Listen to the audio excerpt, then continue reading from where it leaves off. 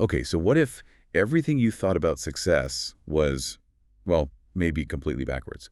Like imagine the absolute best performers, the top people, often starting out with just huge failures. Or, get this, that their best work actually feels kind of effortless. It does sound really counterintuitive, doesn't it?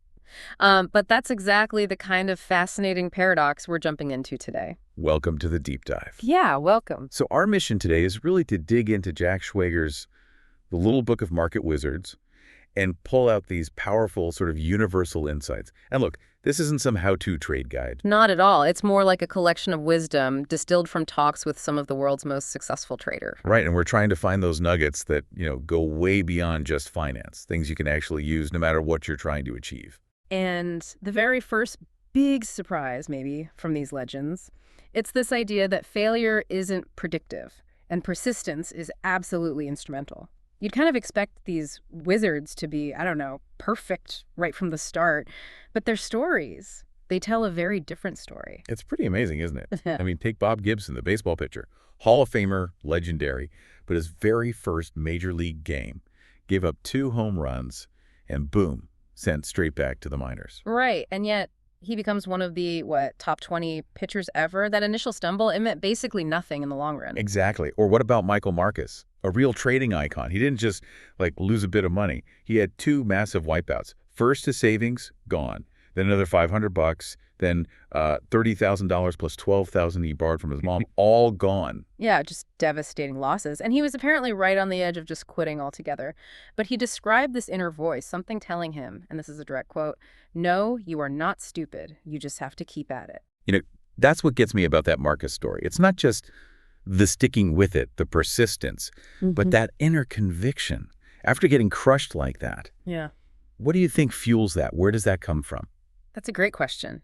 It seems to be this unshakable belief, either in themselves or maybe in the process they're trying to master, even when all the evidence right then is screaming failure. And Marcus definitely kept at it. That 30 grand eventually became something like $80 million. 20 million. Yeah, in about 10 years. So lesson 1. For these wizards, failing early isn't the end. It's often just the start. And persistence. It's not just nice to have, it's critical. And that idea of persistence, it flows right into the next big takeaway, doesn't it? Which is there's no single path. You have to trade your own personality. You might think there's some, secret method they all use. Right. You'd assume there's one right way, but the book just completely shatters that. It's fascinating. Think about Jim Rogers.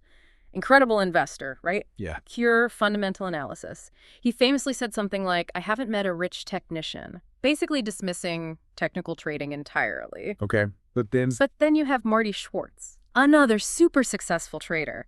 And how did he make his fortune? By switching from fundamentals, which weren't working for him, to technical analysis. He even quipped back, "I used fundamentals for 9 years and got rich as a technician."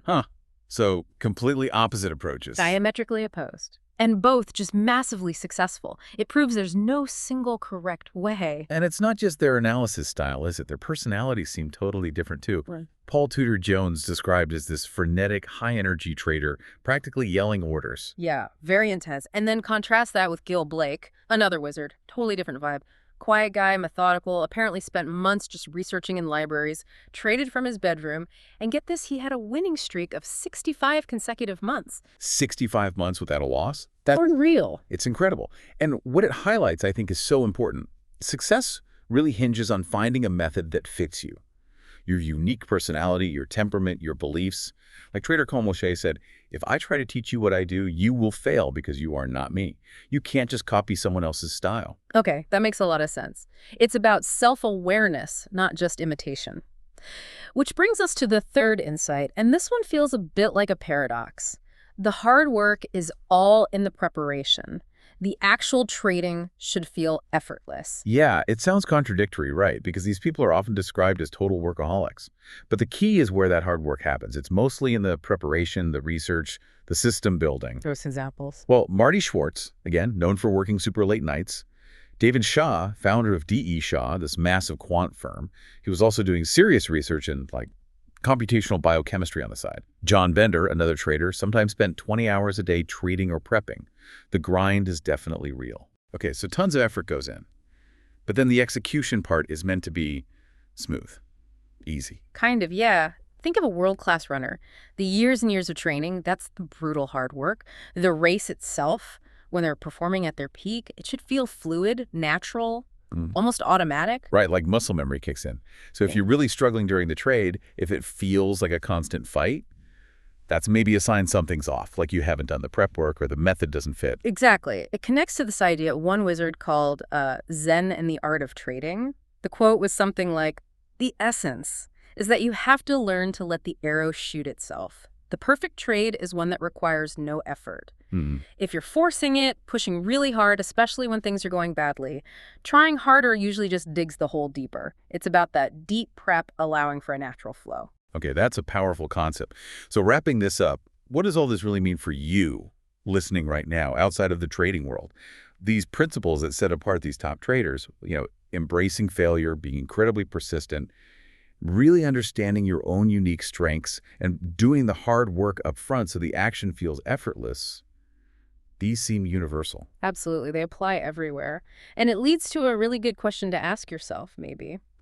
Where in your life or your work are you trying to force an outcome, grinding and struggling in the moment instead of perhaps stepping back, preparing more diligently, finding your way, and then letting the process unfold more naturally? Yeah, preparing diligently and allowing the process to unfold, that's a really profound shift to think about.